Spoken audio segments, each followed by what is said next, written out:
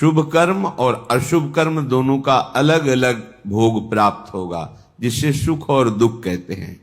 जैसे जैसे कर्म किए हैं वैसा वैसा उसको परिणाम भोगना पड़ता है। वो कर्म धर्म योग ज्ञान किस काम का, जो भगवान के नाम में प्रेम न हो, उनके रूप में प्रेम न हो, उनके श्री चरणों की भक्ति ना हो हृदय में। हमें लगता है कि हम अच्छे आचरण करते हैं, दुख क्यों मिलता है?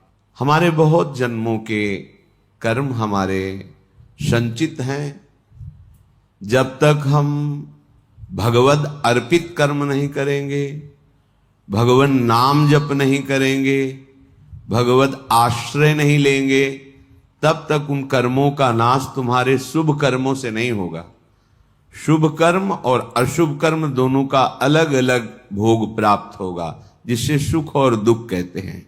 एकमात्र भगवत समर्पित कर्म और भगवत स्मरण इतनी सामर्थ्य है कि आपके सब पहाड़ के पहाड़ जैसे शुभ अशुभ कर्मों को विध्वंस करके महासुख प्रदान करेंगे। जब तक शुभ अशुभ कर्म रहेंगे तब तक आपका जन्म मरण होता रहेगा, आपको दुख सुख की प्राप्ति होती रहेगी। जैसे किसी किसी को भ्रम होता है कि गर्भस्थ शिशु या बाह्य प्रकट हुआ या अभी बाल्यावस्था को है या किशोर अवस्था को है, इस जन्म में तो कोई पाप नहीं हुए, फिर वो क्यों मर जाता है या फिर वो क्यों असाध्य रोगों से ग्रसित हो जाता है? जीव पुरातन है, भगवान का अंश, और उसी ने जिन जिन शरीरों को धारण करके जैसे जैसे कर्म किए हैं वैसा वैसा उसको परिणाम भोगना पड़ता है। पहली बार थोड़ी मनुष्य बना है, शास्त्रों बार बन चुका होगा। जैसे प्रश्न उठता है कि 84 लाख योनियों में एक योनि है जिसमें कर्म नवीन किया जा सकता है, तो अभी तो वो मनुष्य योनि में है, पीछे क्या ऐसे कर्म किए? तो आप जानते हैं ये कितने करोड़ बार मनुष्य बन चुका है? नहीं जानते। अल्पज्ञ होने के कारण आप प्रश्न कर देते हैं कि मनुष्य योनि तो 84 लाख योनियों में एक बार ही मिलती है और अभी वो मनुष्य बना है, कोई नवीन कर्म किया नहीं, ना शुभ ना अशुभ, फिर उसे दंड क्यों मिल रहा है? क्योंकि अन्य योनियों में किए हुए कर्मों का परिणाम मनुष्य योनि में नहीं भोगना पड़ता। जैसे पशु है, पक्षी है, वो तो प्रारब्ध के अधीन होता है, नवीन कर्म कर ही नहीं सकता, फिर ये परिणाम किसका भोग रहा है जो अभी अभी नवीन अवस्था को प्राप्त हुआ है मनुष्य शरीर में? आप अल्पज्ञ हैं, आप पीछे के जन्म नहीं देख पा रहे कि आप करोड़ों बार मनुष्य बने हैं। हर बार आपने वासना की फिसलन में फिसल करके अशुभ कर्म किए और भगवान को प्राप्त होने वाले भगवत प्रीत्यर्थ कर्म नहीं किए, भजन नहीं किया, अनादिकाल से भटकते चले आ रहे हैं। ये क्यों म्यों छोड़ करके यदि शास्त्र और संतों की बात मान लें तो आपका ये जन्म सब कर्म संस्कारों को मिटाकर परम पावन भगवान के चरणों की प्रीति प्रदान कर दे। वही योग योग है, वही ज्ञान ज्ञान है, वही धर्म धर्म है, जिससे भगवान के चरणों में प्रीति हो जाए। वो कर्म धर्म योग ज्ञान किस काम का, जो भगवान के नाम में प्रेम न हो, उनके रूप में प्रेम न हो, उनके श्री चरणों की भक्ति ना हो हृदय में। बड़े बड़े महापुरुष योगींद्र मुनींद्र भी जिनके चरणों का यश गाते हैं, चरणों की आराधना करते हैं, वो प्रभु हैं। सत प्रेमैक रसात्मनो पदतले न्यस्याभय स्थीयते।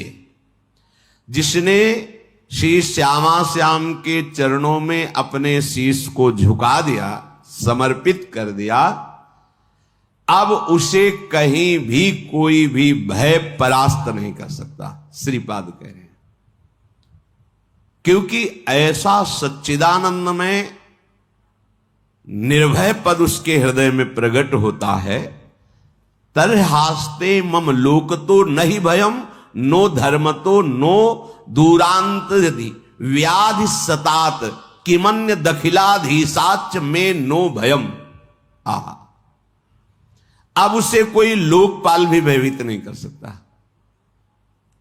जिसके भय से वायु चलती है, सूर्य तपता है, मृत्यु अपने समय से काम करती है, वो ईश्वरों के ईश्वर भी भगवान श्री कृष्ण हैं। वही निर्गुण निराकार हैं, वही सगुण साकार हैं, पर ब्रह्म की प्रतिष्ठा है श्री कृष्ण गीता जी। और उन्हीं श्री कृष्ण के हृदय का प्रेम समुद्र जब सार रूप धारण किया तो श्यामा जी हुई।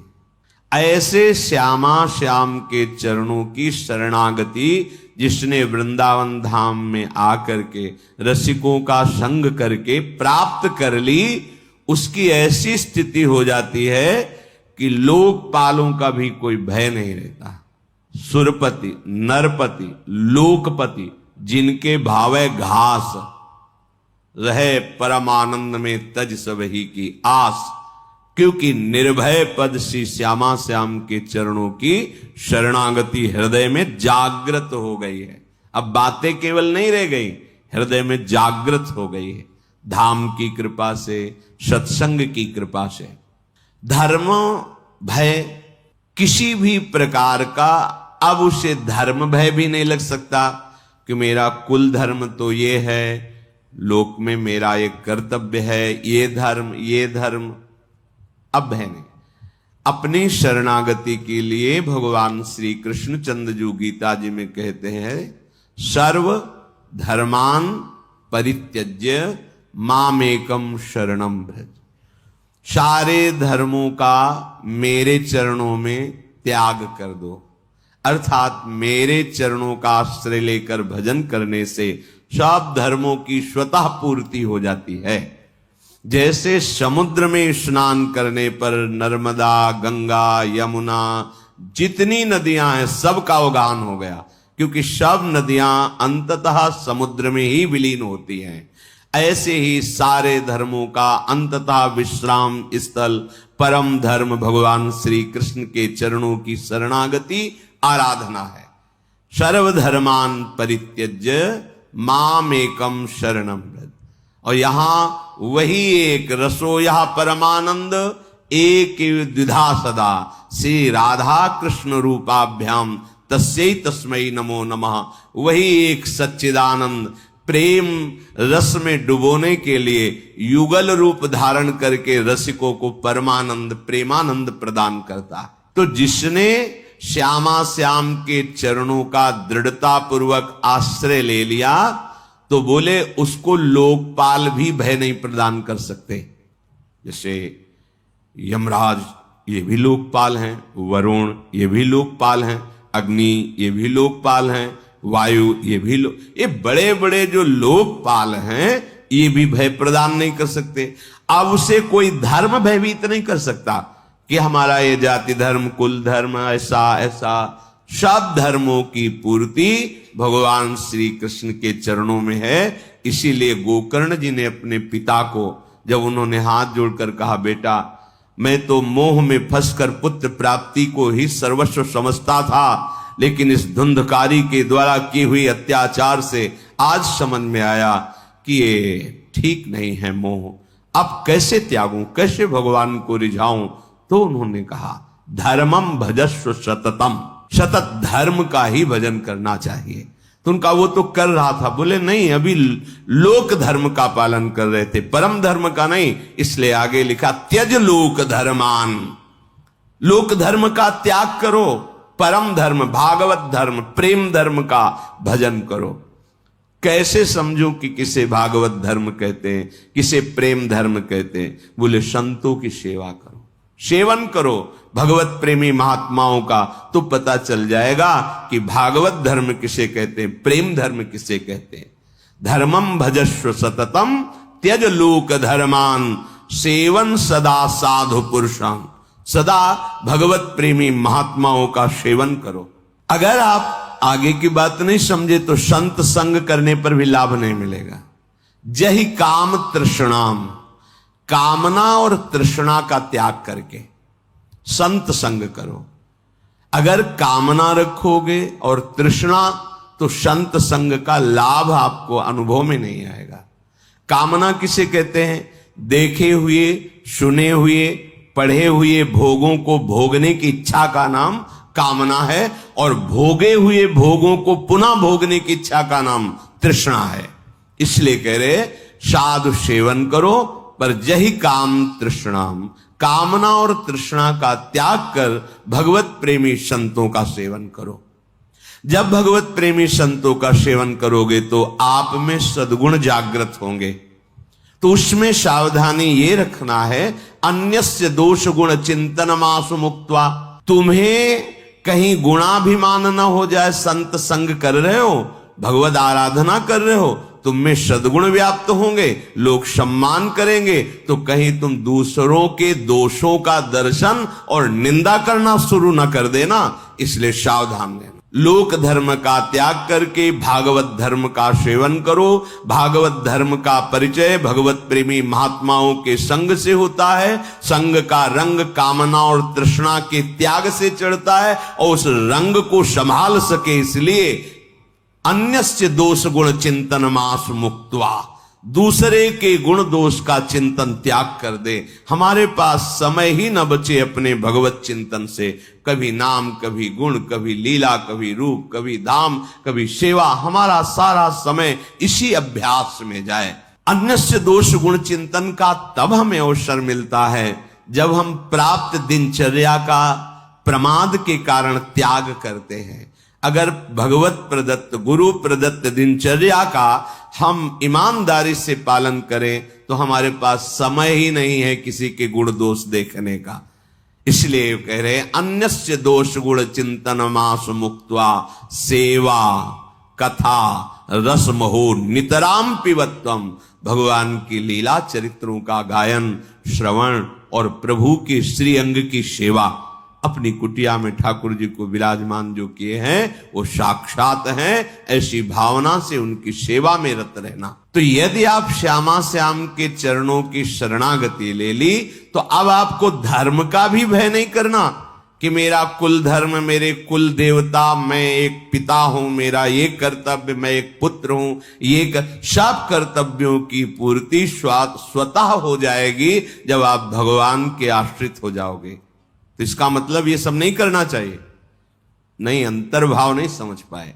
जब आप भगवान की शरण में होगे तो आपकी बुद्धि इतनी पवित्र होगी कि आप एक पिता का, एक पुत्र का, एक पति का या एक पत्नी का या अपना ऐसा महान आचरण सद्गुण प्रकाशित करेगा इस शरणागति कि सब आप पर प्रसन्न हो जाएंगे, सब आपको आशीर्वाद देंगे, ऐसे आचरण आपसे होने लगेंगे।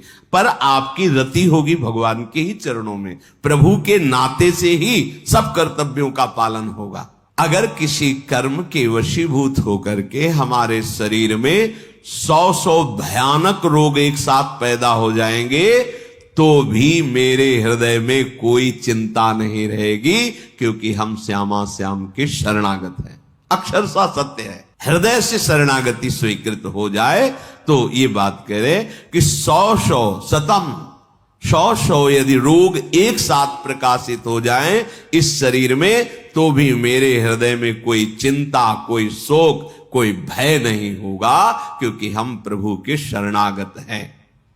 ऐसे अखिल ब्रह्मांडों का कोई अधिपति भी हो, जैसे अखिल ब्रह्मांडों का अधिपति काल है, समय, वो ब्रह्मा को भी खा जाता है। ब्रह्मा भी उससे भयभीत होते हैं क्योंकि उनकी भी अवधि है। अखिल ब्रह्मांडों का अधिपति भी मुझे अब भयभीत नहीं कर सकता। भगवान का ही स्वरूप है काल। समुझ जे आए शरण ते डरत ना काल डर। जो ऐसा समझ करके श्यामा श्याम के चरणों का आश्रय ले लेते वो काल से भी भयभीत नहीं होते। कैसे? देखो, मृत्यु की बात सुनकर भय लगता है, मरने से हमारा स्वभाव बन गया भयभीत होने का, और मृत्यु से तो खास डर लगता है। सच्ची मानिए, जो भक्त जन होते हैं जिनका हृदय प्रभु को समर्पित होता है, उनके मृत्यु का समय ऐसा होता है जैसे विशाल हाथी के गले से रायबेल की माला टूट के गिर जाए। रायबेल जो श्वेत, उसको पता ही नहीं चलेगा कब छूट गया। मृत्यु भयावा नहीं, भयावा तब होती है जब हम केवल शरीर में आसक्त है और यहां की सब सामग्री हमने मेहनत के द्वारा पैदा की। और जब छूटने का समय आता है तो सब छूटेगा। जिनसे हमने परिचय बनाया वो छूटेगा, जिसको हमने अपना माना वो छूटेगा। तो अब मिलेगा क्या? अब केवल भय ही भय है। कहां जाऊंगा, कौन मेरा है, क्या होगा, ये सब मेरे तो छूट रहे हैं, अब क्या होगा? अब भय है। अगर आपने श्यामा श्याम के चरणों का आश्रय लेकर सबकी सेवा की है तो मूल में श्यामा श्याम है, तो शरीर छूटने की बात आने पर यह बात आएगी, श्यामा श्याम है ना, हमें जाना तो उन्हीं के पास है ना। आप देख लो, वास्तविक हृदय में जब शरणागति आएगी तो मृत्यु का भय भी जाने लगता है। मरने का मतलब है अपने प्रीतम के समीप नित्य निरंतर सानिध्य में रहना। कितना आनंद का विषय। हम जिसे प्यार करते हैं अब उसे ध्यान में नहीं, अब प्रगट में मुझे उनके समीप रहने को मिलेगा, ऐसा भाव। मरने से सब जग डरा, मेरो मन आनंद, कब मरी हो कब भेटी हो पूरन परमानंद। तो कह रहे हैं उसे सर्व ब्रह्मांड अधिपति काल से भी भय नहीं होता। जिए काल बस ना परे। वो जीता है श्यामा श्याम में, काल के अधीन होकर नहीं जीता, क्योंकि वो श्यामा श्याम का शरणागत। तो ये तो भाई उनकी बात हुई जो वृंदावन आश्रित होकर श्यामा श्याम की तन्मयता पूर्वक उपासना कर रहे, रोज सत्संग सुन रहे, रसिकों का संग। पर हम तो दूर से आए हैं, आज ही रुकेंगे फिर चले जाएंगे, और घर गृहस्थी में इतना भजन साधन तो बनता नहीं।